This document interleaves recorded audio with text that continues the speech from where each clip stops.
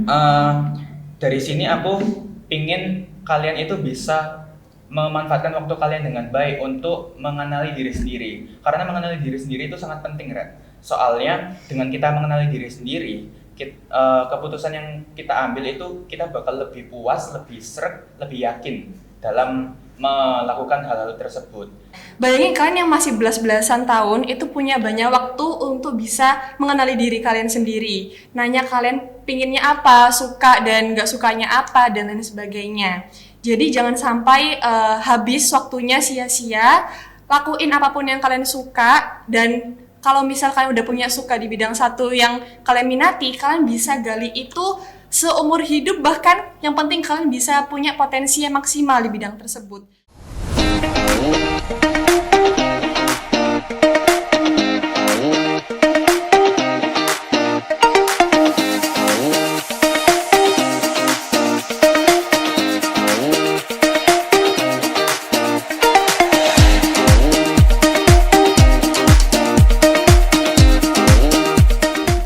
Assalamualaikum warahmatullahi wabarakatuh. Hai sang pemimpin, kembali lagi di podcast SMP Al-Muslim.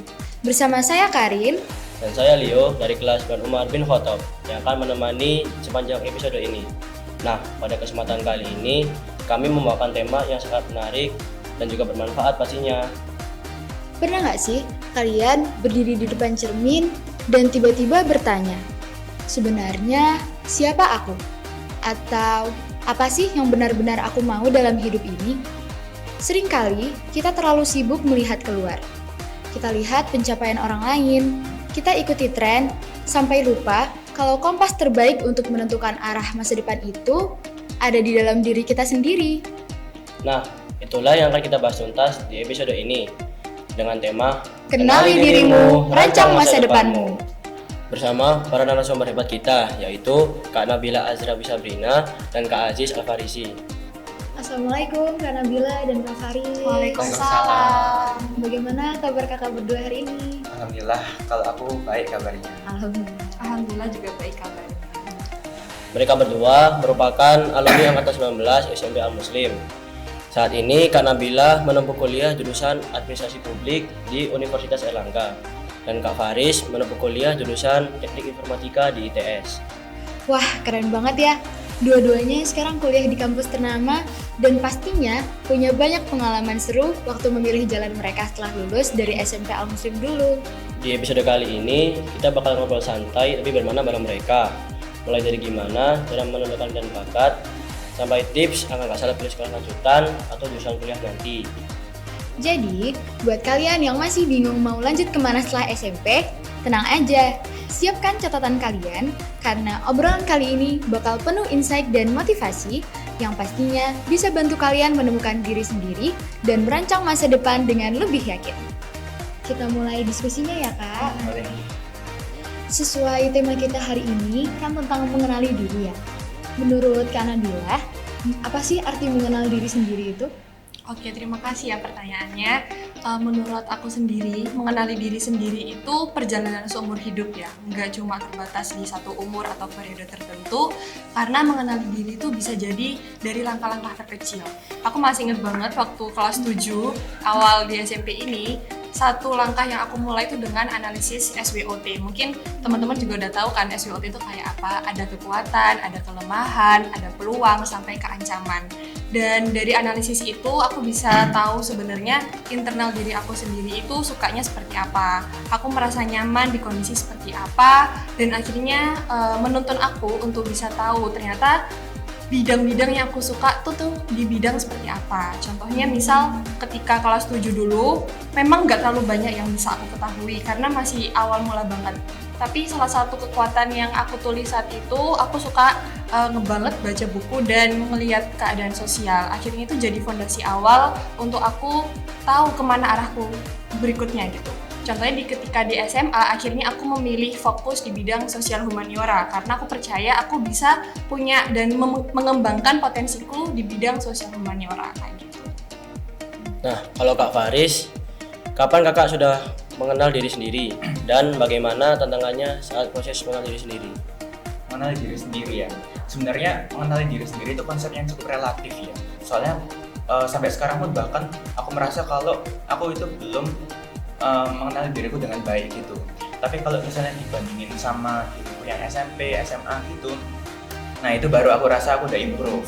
Soalnya mengenali diri sendiri itu kan berdasarkan konteks, ini dalam konteks akademik atau minat bakat atau lain sebagainya gitu. Nah kalau misalnya kita berbicara tentang konteks akademik, rasanya aku sudah mengenali diri sendiri itu mulai sejak awal SMA. Soalnya awal SMA itu aku disuruh untuk membuat sebuah rancangan life plan kira-kira 3 tahun SMA itu aku mau ngapain aja, terus tujuan hidupnya itu mau ngelakuin apa aja, terus nanti setelah SMA aku mau kira-kira masuk ke universitas mana, jurusan apa gitu. Tapi kalau misalnya tak kasih contoh ya, contohku itu pengalamanku sendiri sih sebenarnya. Kalau mengenali diri sendiri dalam konteks akademik itu, kita mengenali bagaimana apa saja bidang-bidang yang kita sukai, sama mengenali kayak minat bakatnya kita itu sebenarnya apa sih dari awal itu. Kalau misalnya contohku itu, aku suka dari awal itu aku minat di bidang teknologi gitu ya. Nah, minatku ini didukung sama kelebihanku, kesukaanku itu aku suka belajar bidang logika dan juga matematika. Jadi hal-hal yang berhubungan tentang hitung-hitungan, terus berpikir nalar, penalaran, berpikir kritis gitu ya, dan lain sebagainya. Nah dari situ aku merancang masa depanku itu nanti aku kuliah di jurusan teknik informatika di ITS. Itu dari awal kelas 10. Jadi kalau misalnya bisa dilihat ini udah kesampaian gitu ya. Jadi gitu. Nah meskipun dulu pas kelas 10 itu rasanya kayak susah banget buat masuk ke ITS, tapi aku tetap yakini, aku tetap tekuni selama 3 tahun di SMA itu sampai akhirnya aku bisa ningkatin nilai-nilaiku dan juga dapetin sertifikat buat masuk ke ITS gitu. Jadi dengan mengenali diri sendiri, kita bisa punya motivasi untuk terus belajar, untuk terus berkembang gitu. Nah, tantangan terbesarku buat mengenali diri sendiri itu sebenarnya bukan dari sisi akademik, tapi dari sisi emosionalku gitu. Karena dari awal kelas 10 mungkin ada beberapa temanku yang kayak mengenaliku itu orangnya kayak suka mood swing. Kalian tahu mood swing kan? Iya. Ya, jadi kayak di satu waktu aku bisa seneng banget, terus tiba-tiba bisa sedih, terus kecewa, marah gitu lain sebagainya. Nah, bukan cara sih, dari pengalaman itu teman-temanku itu mengenaliku sebagai orang itu, sedangkan aku sendiri nggak tahu kalau aku orangnya yang kayak mood swing gitu. Nah, sampai pada akhirnya ada suatu masa ketika mereka itu mereka entah muak atau apa sama aku sampai mereka jengkel, terus mereka membicarakan aku di belakangku gitu. Itu emang lucu banget sih. Jadi dari pengalaman itu akhirnya aku sadar bahwa kalau misalnya kalian mau sukses di dunia nyata, itu nggak hanya tentang akademik, tapi tentang kehidupan sosial kalian. Caranya biar sukses di sosial kalian itu dengan menata perasaan kalian, menata emosional kalian, biar gimana caranya kalian bisa mengelola stres kalian dan tidak mengganggu orang lain seperti itu. Jadi itu tantangan terbesar. Setelah kita mengenal diri, pasti kita punya tujuan hidup ya, Kak? Menurut Kak Nabila, seberapa penting memahami kelebihan dan kekurangan diri dalam menentukan arah hidup? Oke, memahami kelebihan sama kekurangan diri ya. Jujur ini pertanyaan yang selalu muncul, tapi lagi-lagi aku tetap kesusahan ya untuk menjawabnya. Tapi jawaban terbaik yang bisa aku beri adalah sangat penting untuk bisa tahu kelebihan sama kekurangan diri. Karena dari kelebihan sama kekurangan, kalian tuh bisa bertanya ke diri kalian sendiri, kira-kira aku nyaman gak di kondisi seperti ini? Di kondisi yang seperti itu atau bidang-bidang tertentu, itu bisa jadi kunci pertama untuk kalian punya nih arah tujuan kalian. Contohnya ketika aku waktu SMA kemarin di kelas 11, awal kelas 11 itu aku harus menentukan kelas jurusan kan. Dimana kurikulum Merdeka tuh sekarang bukan IPA dan IPS, tapi kita memilih pelajaran yang emang kita minatin. Nah, itu aku banyak cukup berdebat, banyak cukup berdiskusi juga dengan orang tuaku, bahkan bisa sampai di titik nangis-nangis karena nggak tahu apa yang diinginkan gitu. Salah satu jawaban yang sampai sekarang aku pegang adalah ketika kalian mau berwisata ke gunung, pasti perlengkapannya juga tas gunung, pakaian yang tebal karena menyesuaikan keadaan. Kalau misal kalian ke pantai, berarti kan pakaiannya juga disesuaikan dan perlengkapannya juga disesuaikan. Dan itu berarti jangan sampai kostum yang kalian pakai sekarang itu beda dengan arah tujuan kalian gitu. Dan kostum ini bisa kalian sesuaikan, bisa kalian cicil, itu tuh mulai dari sekarang. Misal kalian nyamannya itu, aku nggak nyaman kalau misal di area yang panas-panas, aku bisa nyaman itu kalau misal di area yang dingin. Oke, kalian sesuaiin apa aja yang perlu kalian simpan untuk perlengkapan kalian ke depannya. Dan itu berawal dari kelebihan sama kekurangan, karena di awal tadi nyamannya di mana, sukanya di mana, itu tuh jadi kunci awal. Contohnya kalau misal aku kelebihannya, aku merasa aku bisa mengembangkan potensiku tuh dengan public speaking. Akhirnya aku mengkoleksi diriku dengan lomba-lomba public speaking yang udah aku mulai juga dari SMP, itu tentang speech dan juga storytelling. Tapi kekuranganku malah juga bertimbal balik dengan kelebihan, karena kekuranganku yang aku rasa adalah aku butuh waktu yang cukup lama untuk beradaptasi. Akhirnya arah tujuanku gimana caranya aku bisa menyeimbangkan antara kelebihan sama kekurangan di bidang yang aku minati sekarang. Contohnya soshum. Meskipun kesannya soshum tuh harus berinteraksi terus-menerus ya. Dan itu pun udah aku antisipasi ataupun aware dari sekarang dengan cara aku coba berdiskusi dengan orang tua, dengan teman-teman. Kira-kira kalau misal ada di kondisi seperti ini apa yang harus dilakukan dan lain sebagainya. Akhirnya dengan kelebihan itu aku bisa merancang gitu skill atau kemampuan seperti apa yang harus aku miliki biar tujuanku ini bisa tercapai. Bagi Kak Faris, kita sebagai manusia pasti pernah merasa ragu. Bagaimana cara kita untuk memantapkan hati dalam menentukan pilihan? Menentukan pilihannya.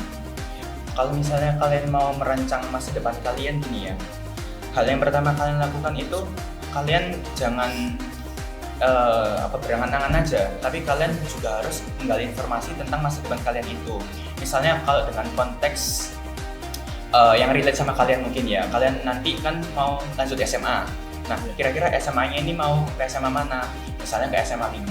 Nah, dari situ kalian gali informasi, kira-kira SMA 5 itu sekolahnya kayak gimana, terus persaingan antar pelajarnya itu seperti apa, terus fasilitasnya itu gimana, apakah lengkap atau enggak, dan sebagainya. Dari situ, kalian analisis kira-kira kelebihan dan kekurangan dari SMA 5 buat kalian itu seperti apa. Misalnya, kelebihannya itu kelebihannya nanti kalian dengan masuk SMA 5 kalian bisa lebih ambis gitu ya, karena kalian dikelilingi oleh siswa-siswa yang sama-sama pinter, sama-sama rajin belajar gitu. Tapi kekurangannya kalian mungkin jaraknya jauh dari rumah, terus mungkin fasilitasnya nggak lengkap dan lain sebagainya. Dibanding kalau pilihan kedua kalian itu SMA Al-Muslim gitu. Kalau pilihan kalian SMA Al-Muslim, nanti kalian gali informasi lagi, kira-kira SMA Al-Muslim itu sekolahnya seperti apa, terus persaingannya seperti apa, dan lain sebagainya. Nanti kelebihannya itu bisa kalian simpulin sendiri. Jadi mungkin dekat dari rumah, terus juga banyak teman-teman yang dari SMP masuk ke SMA Al-Muslim, dan lain sebagainya. Sedangkan kekurangannya mungkin persaingannya itu nggak seketat, nggak seambis sama SMA-SMA favorit itu. Nah, dari analisis kelebihan dan kekurangan itu, baru kalian bisa pertimbangin kira-kira mana pilihan yang lebih menguntungkan diri kalian gitu. Terus kalau misalnya kalian udah pertimbangin, kalian visualisasiin kira-kira 1-2 tahun ke depan kalian itu bakal nyaman nggak masuk sekolah di sini, kalian bakal betah nggak gitu. Setelah kalian visualisasiin, itu kalian pasti akan merasa lebih yakin lagi. Kalau misalnya kalian masih belum yakin, baru step ketiga itu kalian berdiskusi dengan orang lain. Contohnya kayak berdiskusi dengan guru atau orang tua gitu. Jadi apapun keputusan yang kalian lakukan, yang kalian ingin ambil, itu kalian harus berdiskusi dulu dengan orang tua. Karena apapun saran dari orang tua itu pasti saran yang bagus. Karena orang tua itu ingin anaknya itu yang terbaik gitu, selalu ingin yang terbaik bagi anaknya, seperti itu. Jadi untuk memantapkan hati gitu ya, yang pertama kita gali informasi, terus yang kedua kita pertimbangkan dan visualisasikan, dan yang ketiga diskusi dengan orang tua seperti itu. Kalau pengalaman Kak Nabila sendiri, adakah cara yang efektif untuk merancang masa depan? Oke, cara yang efektif untuk merancang masa depan. Jujur, banyak banget sebenarnya cara yang efektif, dan itu nggak semuanya bisa cocok dengan diri aku ataupun diri kalian. Karena kita juga harus memilah dan memilih mana yang sebenarnya cocok untuk kita, mana yang belum cocok. Kalau dari aku sendiri, cara yang paling efektif itu pertama berdiskusi langsung sama orang tua dan diri sendiri. Langkah pertama yang aku lakuin untuk bisa ngerancang masa depan tuh aku nanya apa yang aku mau 2-3 tahun ke depan. Meskipun terlihat sangat jauh, tapi nggak apa-apa sebenarnya kita berangan-angan secara buram.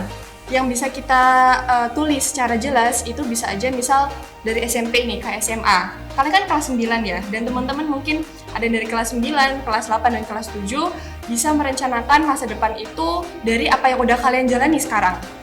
Dengan pelajaran-pelajaran, ekskul, ataupun kegiatan lainnya yang diterima di SMP Al-Muslim, itu bisa jadi salah satu cara paling mudah untuk gali apa yang kalian mau di masa depan. Kemudian yang kedua, ketika aku sudah menemukan mana-mana sekiranya yang bisa membuat aku berkembang, itu aku simpan dalam hati dan juga dalam pikiran kalau aku minatnya di bidang ini. Apa yang bisa aku gali dari bidang tersebut? Setelah gali informasi, cari pengalaman dan apa aja sebenarnya ada di bidang itu, aku mulai berdiskusi, aku mulai cari pengalaman-pengalaman dari orang-orang di sekitar atau testimoni lah istilahnya dari orang sekitar tentang bidang tersebut untuk aku tahu kira-kira aku bisa bertahan nggak ya di bidang tersebut. Kalaupun tidak bisa bertahan, kira-kira ada alternatif atau tidak, atau aku bisa mulai dari langkah awal lagi, cari lagi dan lain sebagainya. Selain itu, kalau misal lebih lanjut, aku banyak memanfaatkan sosial media teman-teman, terutama dari Twitter, Instagram, ataupun YouTube. Karena sebenarnya dari sosial media itu bisa ketemu pendapat-pendapat yang nggak kalian temuin di sekolah, dan itu benar-benar terjadi. Dengan catatan kalian udah bisa memilah dan memilih mana yang sekiranya bisa kalian terima, mana yang tidak bisa kalian terima. Karena itu skill pertama untuk kalian bisa melindungi diri kalian sendiri. Nah, dari sosial media itu umumnya aku cari dengan keyword-keyword yang sekiranya sesuai dengan aku. Pengalamanku yang real beneran itu ketika aku SMA dan ingin menentukan jurusan, langkah pertama itu aku cek di websitenya Kemendikbud ya terkait dengan jurusan-jurusan dan lain sebagainya. Itu aku cek peminatnya berapa, keketatannya seberapa dan lain sebagainya. Itu untuk bisa melihat kira-kira aku mampu nggak ya untuk memperjuangkan jurusan ini gitu. Habis itu yang kedua, aku diskusi dengan orang tua dan juga BK, menyampaikan apa aja yang sudah aku temukan dan apa yang aku rasakan dengan temuanku gitu kan. Setelah itu bisa saja dari lingkungan sekitar itu memberikan saran tentang solusi ataupun alternatif lain. Dan yang ketiga, itu aku cari di media sosial dengan keyword, misal jurusan pertama yang aku inginkan antropologi. Di Twitter itu tuh banyak yang keluar, ternyata antropologi itu belajarnya bukan tentang bebatuan, tapi tentang manusia dan lain sebagainya. Jadi banyak informasi di media sosial itu yang nggak diajarin di sekolah dan bisa aku tahu realitasnya kayak apa. Kalau sekarang aku di administrasi publik, aku juga cari sebelumnya di Twitter dengan keyword misal administrasi publik Unair, itu langsung banyak keluar kayak testimoninya, terus bahkan tugas-tugasnya kayak apa tuh sampai ada yang testimoni. Dan akhirnya dari situ aku merefleksikan kira-kira diriku di masa depan bisa nggak ya bertahan dengan sikon seperti ini. Kalau misal tidak, aku kembalikan lagi, aku bertanya ke diriku sendiri, kemudian bertanya ke diskusi dengan orang lain, hingga mencari alternatif di media-media yang ada. Sekarang kita balik ke Kak Faris lagi ya. Faktor apa saja yang mempengaruhi Kak Faris hingga yakin dengan tujuan hidup saat ini? Kalau yang pertama tentu saja faktor dari orang tua ya, karena dari awal itu orang tuaku sudah sangat mendukung aku untuk masuk ke teknik informatika ITS ini. Jadi dengan ada keyakinan dari orang tua, aku juga jadi semakin termotivasi, terdukung saat SMA itu untuk menekuni bidang informatika dan juga mengikuti kegiatan-kegiatan yang terkait dengan informatika tersebut gitu. Sampai pada akhirnya aku masuk, terus lanjut, terus tetap didukung sama orang tua gitu. Terus kemudian yang kedua, selain orang tua, itu faktor karena aku merasa aku sudah mengenali diriku sendiri. Jadi balik lagi ke mengenal diri sendiri. Kalau misalnya kalian itu sudah yakin dengan diri sendiri, kalian tahu kelebihan kalian, terus kalian tahu kekurangan, minat, bakat, itu nanti ke depannya kalian itu saat mengambil keputusan itu akan pasti merasa lebih yakin, lebih strong dalam mengambil keputusan tersebut.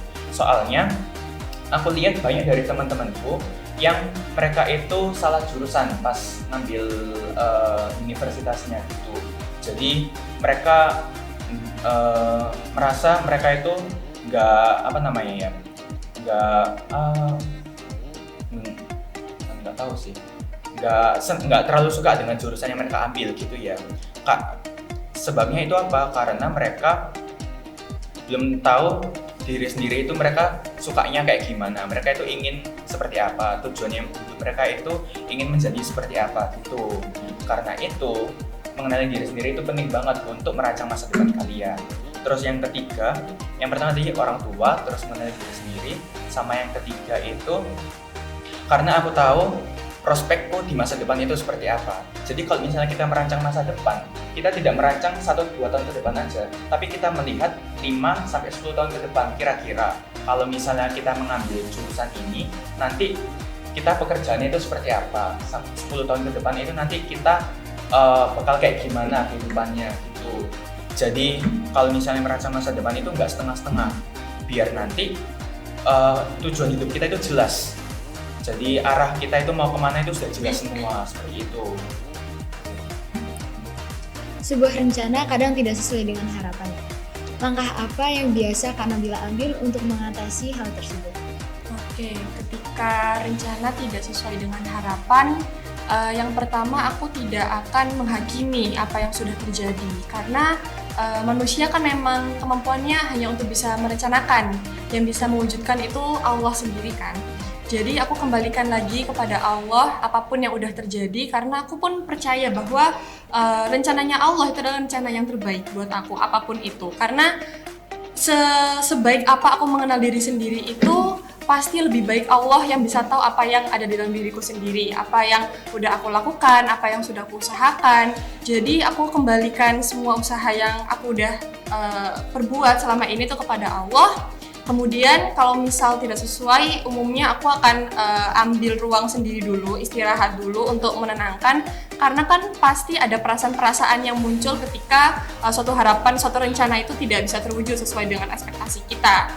Memang agak marah mungkin atau sedih dan lain sebagainya. Dan itu normal sebenarnya teman-teman, karena memang itu kapasitasnya manusia untuk bisa merasakan semua emosi. Kemudian ketika sudah mengembalikan kepada Allah, habis itu mengambil ruang sendiri.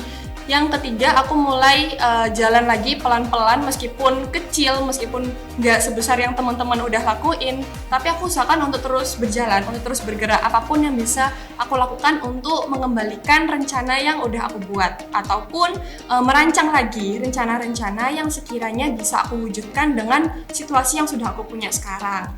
Selain itu, banyak dukungan dari orang tua dan juga teman-teman, karena kehadiranku di sini juga ditopang banget dengan kehadiran orang tua yang sangat suportif dan juga mau menerima kondisi kita apapun. Karena kalau misal berbicara tentang masa depan, tentang tujuan, itu kan sebaiknya itu kehendak dari diri kita sendiri, bukan kehendak dari pihak eksternal, dan berada di lingkungan yang bisa menerima kita, apapun yang kita inginkan, apapun yang kita wujudkan, itu suatu keberuntungan dan hal yang sekiranya itu akan terus jadi tujuanku ke depannya untuk bisa memilah dan memilih lingkunganku, karena lingkungan itu punya peranan yang besar banget untuk aku sendiri ketika aku jatuh, baik dari masa lalu, sekarang, ataupun di masa depan.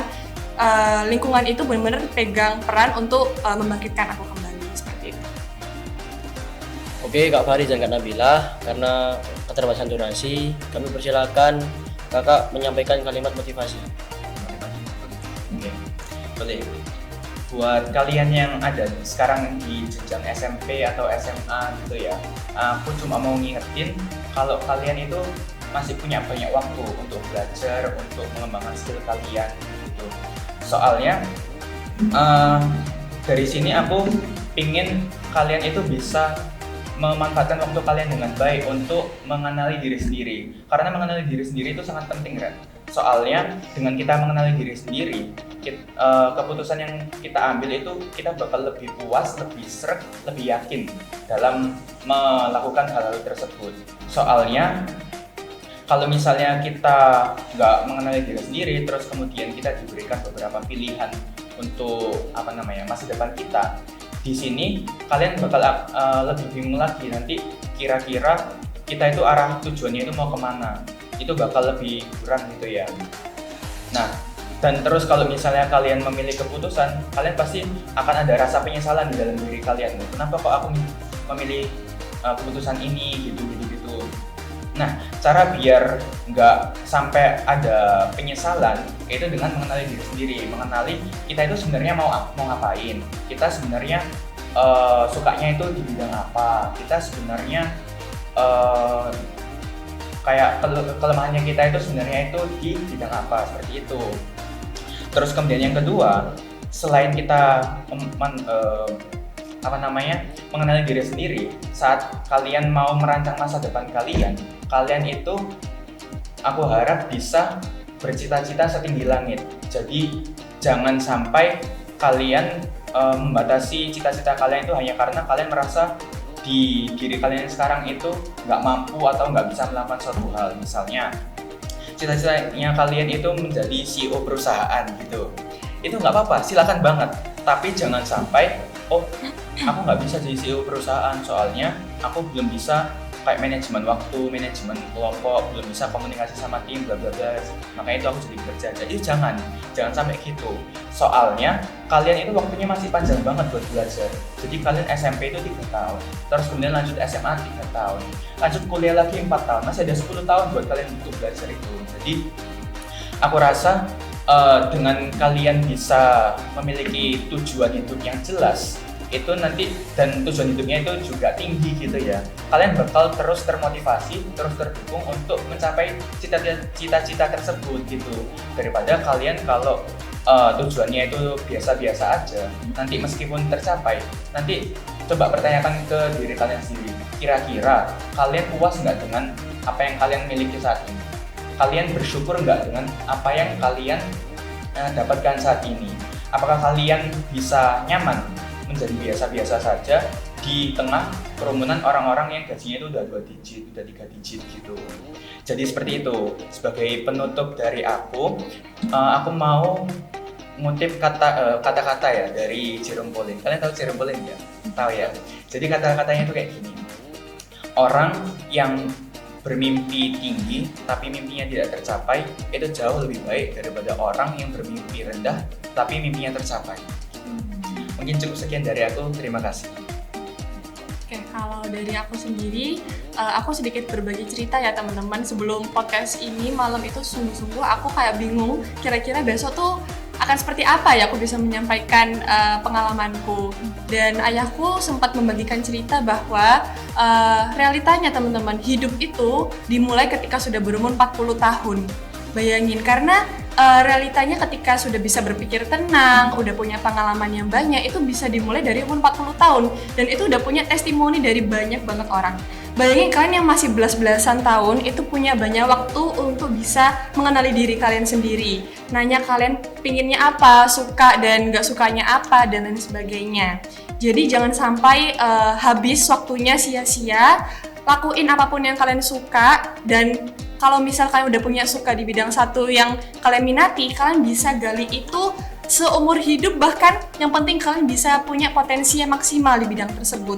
Karena waktu yang sia-sia itu sebenarnya eman banget, karena aku merasa di beberapa waktu di SMP dan SMA aku masih merasa kurang berani untuk bisa terjun aja apapun yang aku suka, karena kalau dilihat sekarang aku membutuhkan diriku yang di masa lalu untuk bisa melakukan apapun yang bisa meningkatkan kemampuan dan juga minatku yang di diri sekarang. Jadi diriku yang di masa depan itu benar-benar butuh diriku yang di masa sekarang ataupun di masa lalu. Kemudian sedikit penutup, ada satu istilah klasik, dia menyebutkan ad maiora natus sum. kalian itu dilahirkan untuk hal-hal yang lebih besar. Jadi teman-temannya SMP yang akan melanjutkan ke SMA atau teman-teman SMA yang akan melanjutkan ke kuliah ataupun jenjang lainnya, percayalah bahwa rencana-rencana itu lebih besar daripada yang kalian bayangin kayak gitu. Baik, terima kasih Kak Nabila dan Kak Faris untuk waktu dan sharing pengalamannya. Semoga kakak berdua sukses selalu ya. Amin. Tak terasa ya, kita sudah sampai di penghujung episode hari ini. Banyak hal berharga yang bisa kita pelajari tentang mengenali diri dan merancang masa depan. Semoga dari obrolan ini, teman-teman bisa lebih paham arah dan tujuan yang ingin dicapai, terutama saat menentukan sekolah lanjutan dan jurusan nantinya. Ingat, setiap orang punya jalan masing-masing. Yang penting, kita berani mencoba, mengenal potensi diri, dan terus berkembang. Terima kasih kepada sang pemimpin yang telah menyaksikan podcast kali ini. Kenali dirimu, rancang masa depanmu. Saya Karin. Saya Leo, menurut diri. Sampai jumpa di podcast selanjutnya. Wassalamualaikum warahmatullahi wabarakatuh.